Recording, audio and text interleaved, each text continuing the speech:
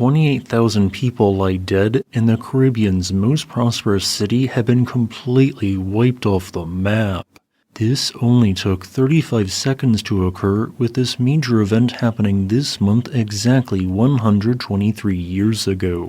I am not referring to some unknown major battle, but rather the single deadliest volcanic disaster in human history within the entire northern hemisphere.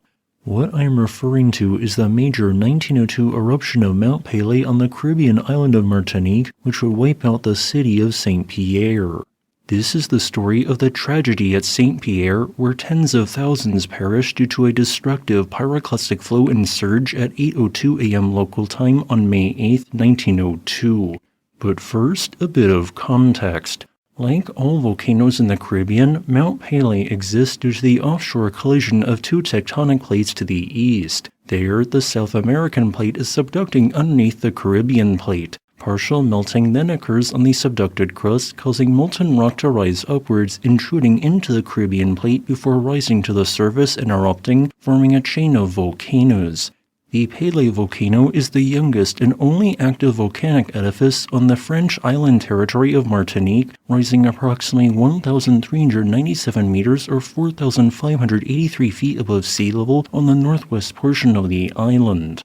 The Pelee volcanic complex has been active for 550,000 years, although the first 77% of this time span involved the construction of the precursor Montagne Pelee, also known as Mount Cono, to the northwest. The modern cone of Mount Pelee formed entirely during the last 127,000 years, formed by numerous explosive eruptions that deposited overlapping layers of lava and ash, albeit primarily ash.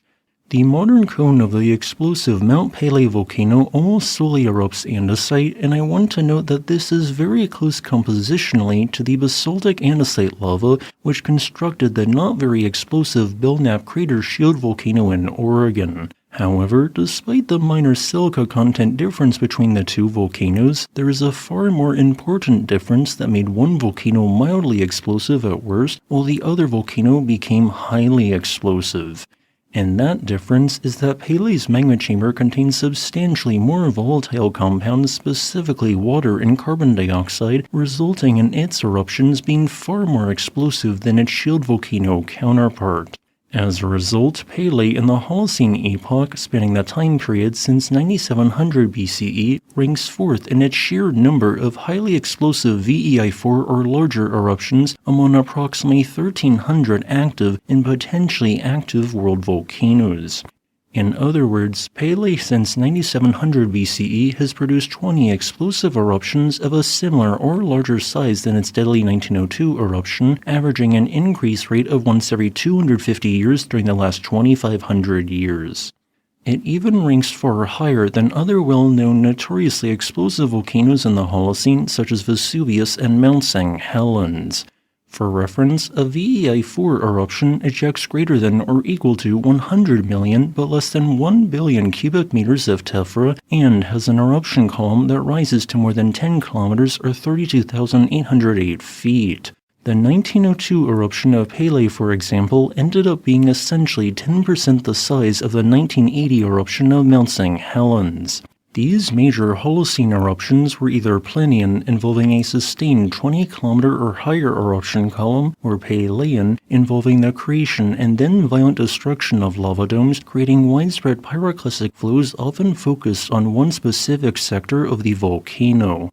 It should come as no surprise that Mount Pelee's name was used for the basis of the term Pelean eruption, and its 1902 eruption was one such example of this. There is also another crucial fact regarding the geologic history of Mount Pelee. Do you see the numerous deep drainages and ravines that run down the volcano's western and southwestern flanks? These are not simply ordinary river channels, as there is a very specific reason why they are so much deeper here than the river channels which exist descending other sectors of the volcano, as these valleys represent the remnants of three horseshoe-shaped collapse scars that mark major summit collapses of much of the volcano. The first collapse occurred 127,000 years ago, the second collapse 25,000 years ago, and the third and most recent collapse, highlighted here, occurred 9,000 years ago. while each of these subsequent collapses involved a decreasing amount of volume, thus suggesting that such events might be getting less common due to increased stability in the overall volcano, their existence would cause a major problem regardless. Simply put, various major eruptive hazards during future eruptions, that being hypothetical lengthy lava flows, lahars, and pyroclastic flows, would be preferentially directed towards the southwest and west as a result, including where the city of St. Pierre would be eventually constructed. And I'm not even going to get into the presumed regional tsunamis that past major collapses which involve between 2 and 13 cubic kilometers of rock created. Fast forwarding to 1902, while modern geological sciences were developing, modern volcanology for all intents and purposes would not truly begin for another decade. In other words, the people at the time who attempted to analyze the volcano or who used incorrect so-called common knowledge can't be blamed for having quote-unquote known what we now determine in hindsight to be incorrect information. Martinique at the beginning of 1902, which for reference had 73% of the landmass the Hawaii's island of Oahu did, had a population of approximately 200,000 residents. Of this total, 17,000 lived in the capital city of Fort-de-France, but the most populous, wealthiest, and most economically important city on the island was St. Pierre, with a population of 26,000. Before the eruption began, St. Pierre looked like this. Quite a nice place to live, while also being wealthy and peaceful. So, what about the nearby Mount Pelee volcano? What did the locals and government know about it at the time? Well, the locals in 1902 were largely already aware that Pelee was a volcano, with knowledge it produced small eruptions in both 1792 and from 1851 to 1852. The 1792 eruption was purely phreatic, involving a series of small explosions solely confined to Pelee's summit crater. The 1851 to 1852 eruption was an order of magnitude more explosive, as it likely involved minor amounts of magma destroying vegetation in and around the summit crater in phreatomagmatic explosions. Yet, apart from a minor dusting of ash, the people nearby were largely unaffected. That is why when Pelee erupted again in 1902, people initially felt a full sense of security due to the knowledge preceding lower intensity eruptions did not directly impact anyone nearby, let alone in St. Pierre, 7 kilometers or 4.3 miles away from its summit. However, there were warning signs dating all the way back to 1889 hinting that something was likely different this time. Whereas, in prior decades, the summit was essentially devoid of degassing from various fumaroles, after 37 years of no activity, gas vents suddenly became active at Pelee's summit in 1889. This weak degassing was continuous for the next 13 years until something else changed during the first week of January 1902. The degassing plume from said fumaroles slowly became more and more substantial as the weeks progressed, and soon people even multiple kilometers away were smelling the stench of sulfur in the air. This marked the presence of intermediate depth rising magma sending volumes of both hydrogen sulfide and sulfur dioxide gas to the surface. Then, on April 23rd, the first tremors began occurring due to the rise of magma which was now at shallow depths. It was not long until later in the day Pelee's summit crater generated its first small-scale explosions of the 20th century. Initially, just like in the prior two eruptions, its effects only impacted the summit crater and the area immediately surrounding it where no one lived. Regardless, phreatic eruptions had begun, and these would get more substantial over the following days. These explosions were caused largely due to the fact that Pelee's summit crater was filled with a small crater lake. On April 27th, several locals climbed to investigate themselves, noting that the crater lake was now highly acidic, much of it was actively boiling or near boiling, and there was a violently degassing 10-meter-high volcanic cone within the center of it. As eruptive activity slowly escalated, some nearby settlements began to start receiving a steady, albeit light fall of ash, something that did not occur during the two prior eruptions. The following day, several explosions an order of magnitude larger than the phreatic eruptions thus far happened, creating a 10,000-foot-high eruption plume and showering the surroundings with not just minor ash, but also some fragments of pumice larger than many of the coins used at the time. These explosions seemingly became larger during the subsequent 3 days, and then, on May 5th, the first part of this tragedy struck. At 1 p.m. local time on May 5th, a portion of the crater rim walls at Pelee's summit failed and broke away, causing what I estimate to be 800,000 tons of hot, highly acidic water mixed with ash to sweep down 2 of its major drainages, combining with material along the way to create a destructive Lahar.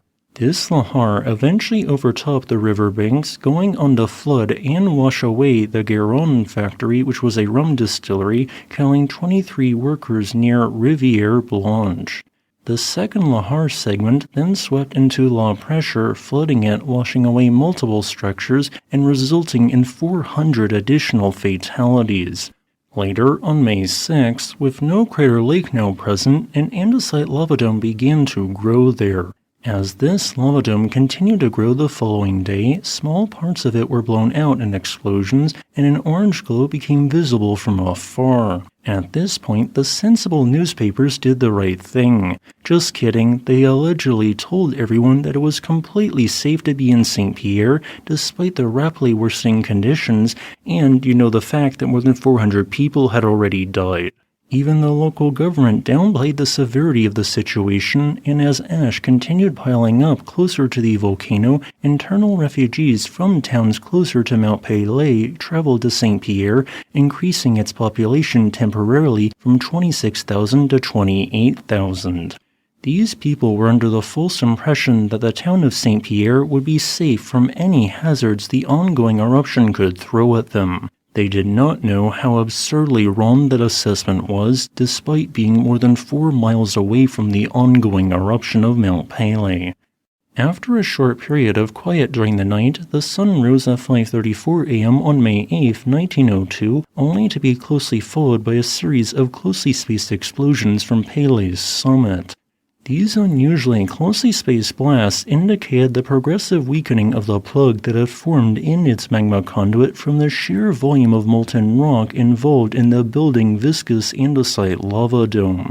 As, unknown to everyone, pressure had been building underneath this lava dome for some time, and soon the vast majority of these volatiles would be catastrophically released.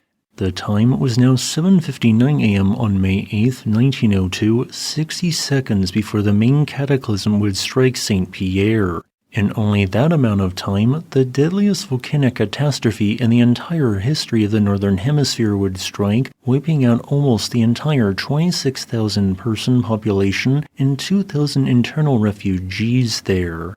Before I discuss what exactly happened on that fateful day, there are 3 characters I would like to introduce that are crucial to this story.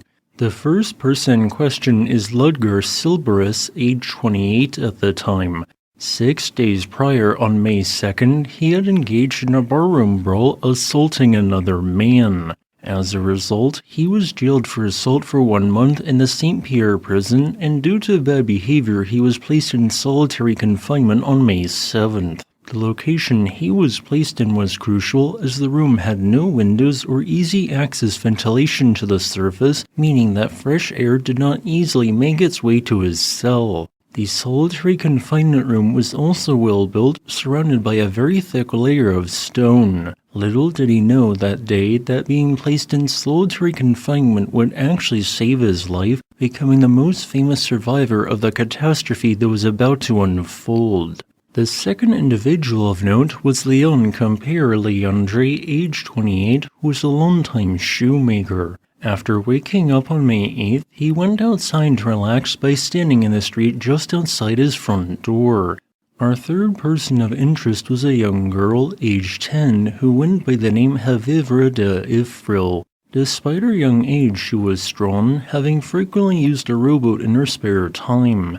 All 3 of these individuals would end up surviving the eruption. Yet, while 67 survived the eruption, 28,000 people would not. 5, 4, 3, 2, 1. All of a sudden, the building pressure underneath Pelee's summit dome broke through the last stretch of the overlying lava dome that had formed, destroying much of it and generating a tremendous explosion. As a plume of ash began rising into the atmosphere, much of this plume was too heavy to rise on the buoyant column of hot air, causing it to rapidly collapse back to the ground to form a series of towering superheated pyroclastic flows. As a quick reference, pyroclastic flows are a fast-moving current of hot gas and volcanic matter that flows along the ground away from a volcanic vent at speeds often exceeding 100, sometimes 200 kilometers per hour. These flows burn and incinerate everything organic they touch and contain a mixture of scorching hot lava, hard rock, ash, deadly superheated volcanic gases, and regular air. Since these mostly ground-hugging or near-ground pyroclastic flows carry with them numerous sand-to-house-sized rocks, they are absurdly dangerous. This is why among all world volcanoes they are the #1 direct rather than indirect killer, with volcanic tsunamis falling in second place. Pyroclastic flows were the main cause of deaths in famous eruptions such as Vesuvius in 79 CE, Leamington in 1951, and of course Pelee in 1902. While the initial pyroclastic flows spread out in all directions at a speed of 130.5 miles per hour or 210 kilometers per hour, the summit crater, now both open and descending to the southwest and south-southwest, would cause the vast majority of the pyroclastic flow material to carry on motion solely in that direction. It took 10 seconds for these incandescent walls of death to surpass the area damaged by the volcano's 1792 eruption, 17 seconds to travel a full kilometer, and 27 seconds for the larger area damaged by the 1851 to 1852 eruption to be reached. At 28 seconds in, the pyroclastic flow had traveled a full mile. Simultaneously, the rising eruption column, now filled with abundant volcanic lightning flashes, continued to rise, and would later on expand outwards in the shape of a mushroom plume, rising to reach an elevation of at least 12 kilometers or 39,400 feet. Back on the ground, the young girl, Havivra de Efril, looked at the mountain and just knew that something was terribly wrong. While chaos unfolded around her, and as she continued to feel the intense heat further increase as the seconds progressed, she made her way to a small rowboat. As fast as she could, Havivra then began rowing away from St. Pierre to hide in a nearby sea cave. Around 30 to 40 seconds in, the pyroclastic flows from the initial collapsing eruption column at the north, northeast, and east of the mountain ceased their forward progress, while with deadly force 2 lobes of pyroclastic flows continued to the southwest. All vegetation was incinerated in their path, and many trees were blown down in the direction the superheated gas current headed, stripped of all visible greenery. Now, at 1 minute 10 seconds in, the pyroclastic flow passed by the village of Morne Rouge without destroying it due to the settlement being partially protected on a high ridge above the 25,000-year-old collapse scar. 21 seconds later, the first lobe of the pyroclastic flow reached the shoreline and then did something terrifying. It entered the ocean and continued expanding outwards on top of the Atlantic Ocean, albeit at a decreased velocity of 34.1 miles per hour or 54.9 kilometers per hour. Since this displaced nearby ocean water, it generated a small 1-meter high tsunami. By this point, marking 91 seconds in, the pyroclastic flow had already traveled 5.3 kilometers or 3.3 miles and showed no signs of stopping. And a mere 1 second later, the first certain fatalities occurred of the day as the most outlying series of structures were impacted, burned, and bulldozed in the time span of only a few seconds. As the day seemingly turned to night, hot embers were carried ahead of the plume and people rightfully panicked. In the harbor, the captain of the Diamond ordered his crew of 40 to overcharge the steam engines, bringing them well beyond its design limit to get out of the advancing death cloud as fast as they could. Structures on the northern shoreline were quickly obliterated, and then 103 seconds in, the edge of St. Pierre was reached. The center of town was obliterated a mere 16 seconds later, striking the prison that held Ludger's Silberus. This jail was not originally a jail, but meant to hold gunpowder stores and thus withstand naval bombing. There, in the essentially unvented and windowless room, he felt an absurdly intense heat. While the heat to everything outside of this room likely reached 400 to 600 degrees Celsius, the solitary room offered a level of protection with only some gas reaching into the cell with a lesser temperature of around 90 degrees Celsius. This immediately caused severe second and third degree burns to much of his body. While his inner cell would survive, the rest of the prison collapsed all around him. At the same time, the shoemaker Leon Compere Leandre came off far worse. While I have been unable to locate where exactly he lived, descriptions placed him at the edge of St. Pierre, where he was presumably partially protected from the most severe portion of the pyroclastic flow. He noted that once the light vanished from the sky, he went inside, where all of a sudden everyone felt immense pain. Clothing did not ignite, but the skin burned. It is uncertain how long the intense heat lasted for, but Leon himself suggests around 10 minutes. During this time span, every structure in St. Pierre was destroyed and 28,000 lives were lost. Several hundred of these deaths at a minimum occurred across at least 300 smaller ships and 17 larger ships in the harbor. The deadly pyroclastic flow had traveled up to 4.3 kilometers into the ocean, claiming so many victims.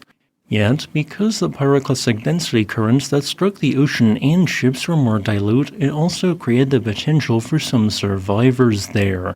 Let us quickly discuss the fate of some of these ships. When we last saw the Diamante, it had put its boilers well past their design limit in an attempt to escape the fate that awaited so many surrounding ships.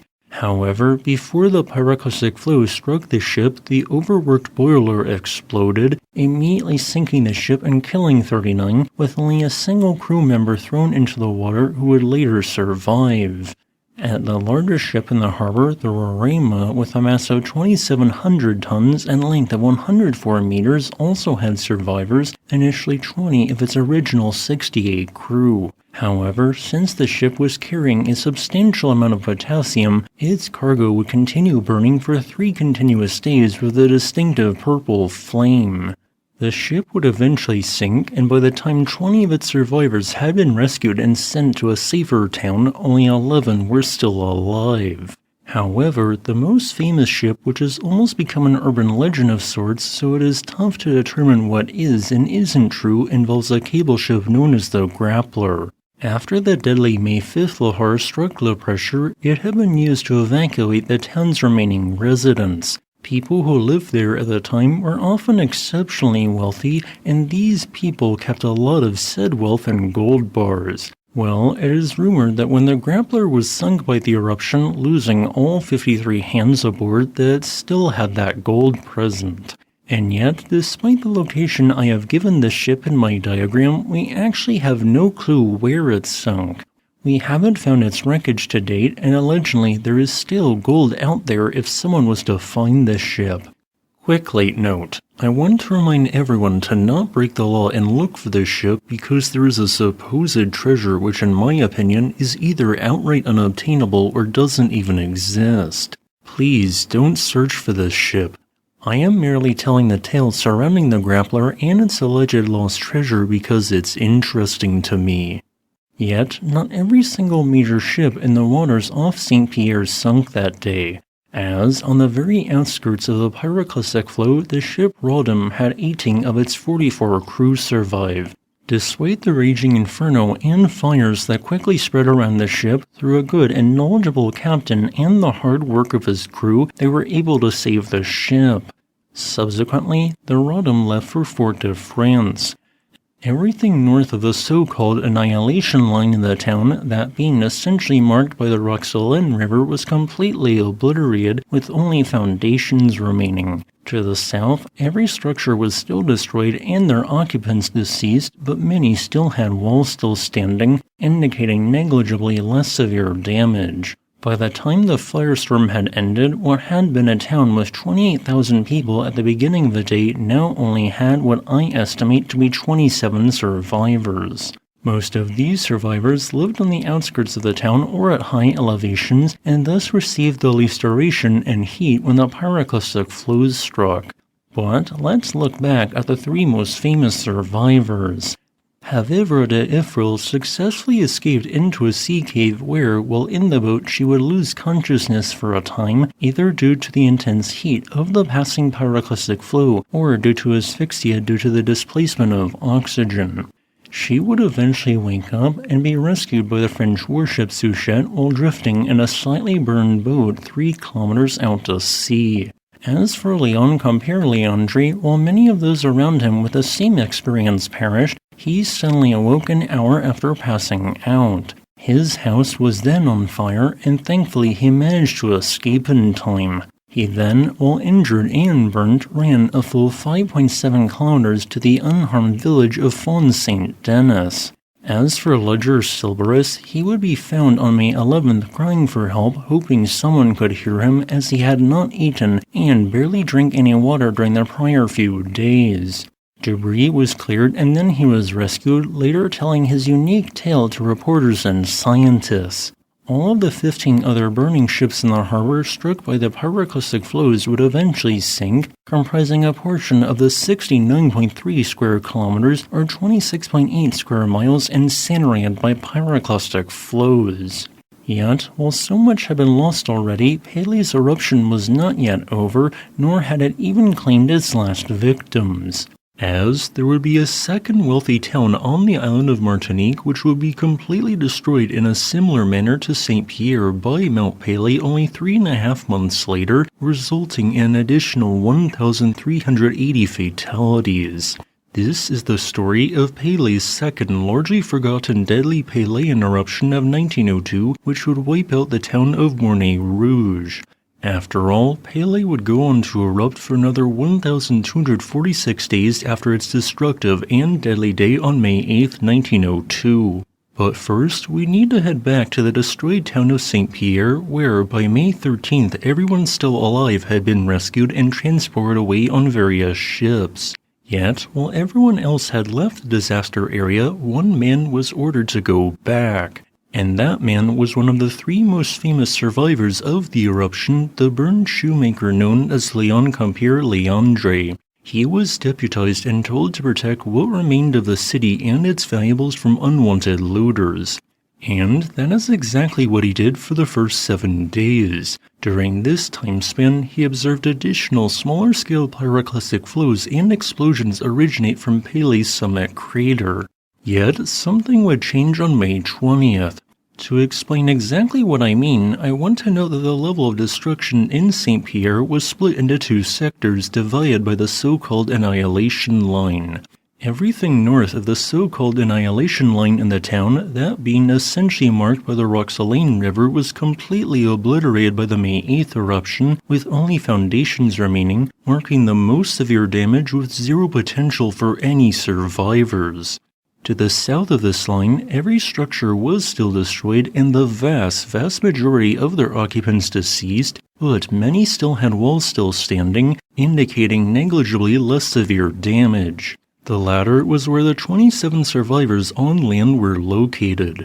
Yet, if we look at images of St. Pierre's ruins taken only a few weeks, months, or years later, the entire city would look like it lied within the original annihilation zone.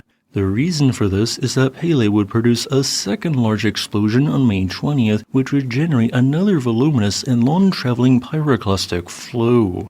This pyroclastic flow was directed further to the south than the May 8th flows, reaching south of the annihilation line. At this point, Léon Compère-Leandre was actively running for his life, escaping high onto a hill and just barely outrunning the edge of the pyroclastic flow, even feeling some of its heat.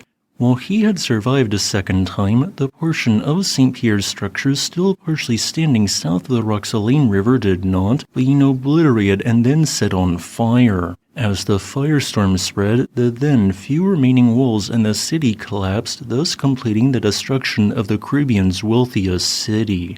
With nothing left to protect, Léon Compère-Leandre left for good.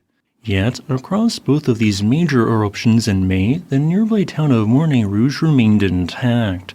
Higher on the mountain, it had been protected from prior pyroclastic flows via landslide scarps associated with Pelee's landslide and partial collapse 25,000 years ago. For reference, this is what this 1902 photo before Pelee's eruption described Morne Rouge as. Morne Rouge, the beautiful summer resort of St. Pierre's wealthy residents. And that is exactly what Morne Rouge was, which, as of the beginning of 1902, likely had a population of around 1,500 people. Because it had been spared the horrors St. Pierre received on May 8th, some people fled to this town thinking that they might be safe there. And yet, unknown to the local residents, time was running out for this peaceful town. While additional major pyroclastic flows would be observed on May 26th and then June 9th, activity would seemingly decrease into July, although July 9th also saw a large pyroclastic flow occur. Then, from mid-July onwards for a full month, there were 0 explosions of any kind that originated from Pelee's summit, with only minor intermittent ash emissions occurring. This lull would not last, and around August 15th, eruptive activity increased once again. That marked when it appears that a new batch of magma ascended into the volcano's shallow subsurface, resulting in new explosions that created larger ash plumes, more frequent pyroclastic flows, and sent tumbling blocks of Pelee's andesite lava dome down its southwest slopes. A pyroclastic flow containing pumice then swept down River Blanche from one of these partial lava dome collapses, reaching the ocean and creating a block and ash flow deposit. Powerful volcanic eruptions followed the next week, and there were increasing indications that Pelee's growing summit lava dome as a whole was becoming unstable.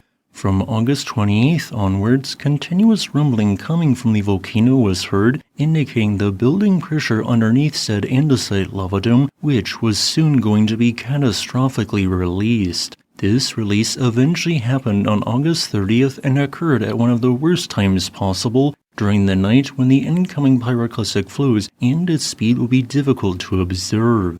This occurred at 8:45 p.m. local time, more than 2 hours after the sun had set and a full hour after any traces of light had vanished from the sky. As a growing crack in Pelee's lava dome rapidly burst open, a cloud of hot-moving incandescent material marking a large pyroclastic flow descended largely to the southwest. Yet, a portion of the rising eruption column would soon collapse back to the ground, this time largely to the south-southeast, causing it to descend towards a new area previously spared from devastation. This pyroclastic flow then expanded to cover other sectors of the volcano including the south, north, and west-northwest. Advancing at a speed of around 55 miles per hour or 88.5 kilometers per hour, it only took 40.7 seconds for this wall of death to travel a full kilometer. This pyroclastic density current seemingly was less dense than its earlier counterparts and as a result was able to climb some regional hills, soon spilling over and slamming the outskirts of Morne Rouge 131 seconds in. As hot gas particles and fragments of several hundred degrees Celsius rock impacted buildings, people suffocated and were severely burned, with many quickly perishing. As this current advanced, it didn't completely demolish all structures, but rather left many still standing, albeit with significant damage. 36 seconds later, the still advancing pyroclastic flow impacted the outskirts of the town of Ajupa Bullion, quickly causing additional casualties. By the time the center of Morne Rouge was hit, already 1,000 people were dead or dying from this day. The advancing pyroclastic flow eventually lost its momentum and then lifted, first to the north and east and then to the south. Even St. Pierre was struck, leaving behind this 13 centimeter or 5.1 inch thick deposit. In only a little under 6 minutes, an area of 109.53 square kilometers or 42.29 square miles had been struck and burned by pyroclastic flows, and a total of 1,380 people now lie dead. These would be the last fatalities Mount Pelee's eruption would produce, bringing the total overall dead up to 29,803, comprising 15% of Martinique's entire population at the time. Afterwards, Pelee's eruption transitioned to a less explosive one as its summit lava dome continued to expand. Then, something unusual began to grow during November. A large, nearly vertical pillar of gray rock began jutting out upwards of the top of the andesite lava dome. This marked what is known as a lava spine. Lava spines form when viscous lava, typically at least of a basaltic andesite composition or more silica-rich, are squeezed upwards and then further squeezed and narrowed by the sheer mass of material and overburden in a lava dome into a narrow, jagged vertical pillar. At Pelee, the volcanic spine grew over the next 6.5 months at about the same rate, eventually reaching a width of 140 meters or 459 feet, and a stunning height of 350 meters or 1,148 feet. This means that Pelee's spine was taller than the tallest building in the world at that point, having the modern-day equivalent height of an 82-story skyscraper. To understand just how large this is, here is how Pelee's summit would appear from St. Pierre if it was to exist on top of its modern edifice today.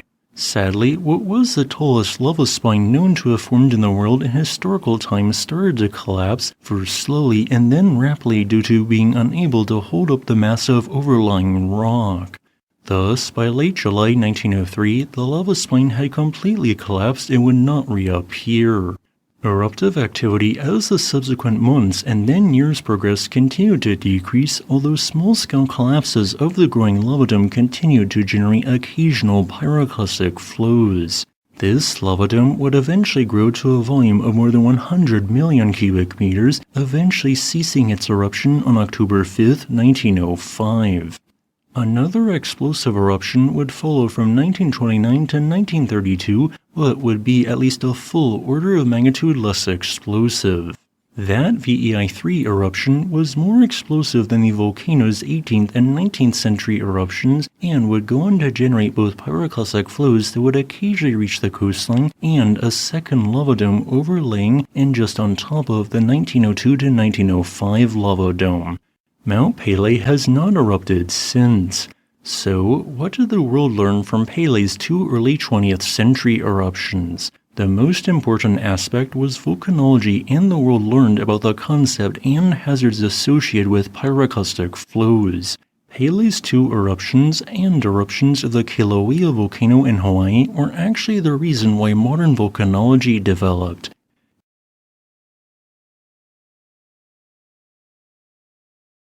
Currently, the infamous Mount Pelee volcano on the island of Martinique is not at an alert level of green, but instead yellow. Yes, you heard that correctly. Mount Pelee is still undergoing a form of volcanic unrest which has resulted in this raised alert level being continuously maintained since December 4th of 2020. Remember how there were warning signs before Pelee's infamous 1902 to 1905 eruption? These warning signs could be noticed as much as 13 years prior, involving the reactivation of Pelee's summit fumaroles and its broader hydrothermal system after many decades of relative inactivity. Well, something similar began in 2018 at Pelee, although instead of involving new fumarolic activity, it instead involved a few other minor but detectable signs of unrest. These signs became all the more noticeable the following year, and as of mid-June 2025, these three factors are still occurring. Factor 1. Above baseline levels of volcanic earthquakes, which have occasionally occurred alongside less abundant long-period and hybrid quakes, and highly infrequent volcanic tremors, the latter of which have not been recorded for a full 43 months now. The above baseline level activity began in April 2019. Factor 2. Increased carbon dioxide emissions at some locations just southwest of Pelee's summit. While carbon dioxide is crucial for a plant to grow via photosynthesis, too much of it can still be lethal to plant life.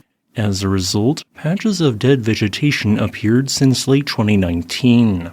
Factor 3. Since June 2022, inflation has been detected at Mount Pelee's summit, and in the time since has pushed a portion of the summit upwards by as much as 1.08 centimeters or 0.43 inches.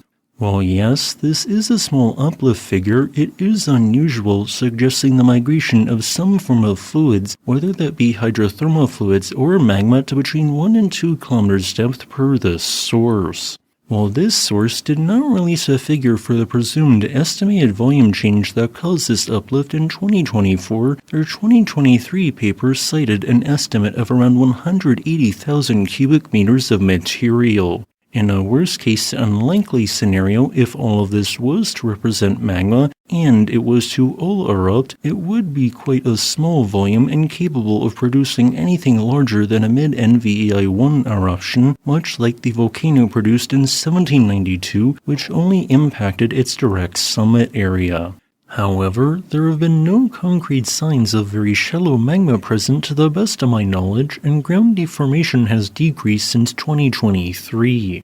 Also, some of the patches of dead vegetation killed by recent increases in localized carbon dioxide emissions have become revegetated, indicating a reduction in these gases in certain spots since late 2019. And finally, the rate and number of earthquakes seemingly peaked between April and September of 2021 and then had a steep fall-off. Earthquake levels then slightly increased in 2024 compared to the prior 2 years, but since March 2025 have notably risen once again to near peak 2021 levels. Of particular note is this occurred alongside an increase in the number of hybrid earthquakes, but also that month over month now a record high number of long period earthquakes are occurring since the unrest began in 2018. This potentially indicates an influx of more fluids to intermediate depths, but whether this is a short-term fluke or a factor that ends up changing the otherwise overall declining levels of unrest at Mount Pelee is uncertain. However, before I give my opinion on the matter, I want to note that just because some form of volcanic unrest initiates at Mount Pelee, like seen before some of its prior eruptions, does not mean that this activity will 100% also result eventually in a volcanic eruption. I'd best explain the situation as an escalation staircase which can be climbed up or down at any moment, and for now it appears that we are going down rather than up this figurative staircase. Besides, similar, albeit less intense volcanic earthquake swarms occurred in 1976, 1980, and 1985 to 1986, and of course none of these instances resulted in an eruption.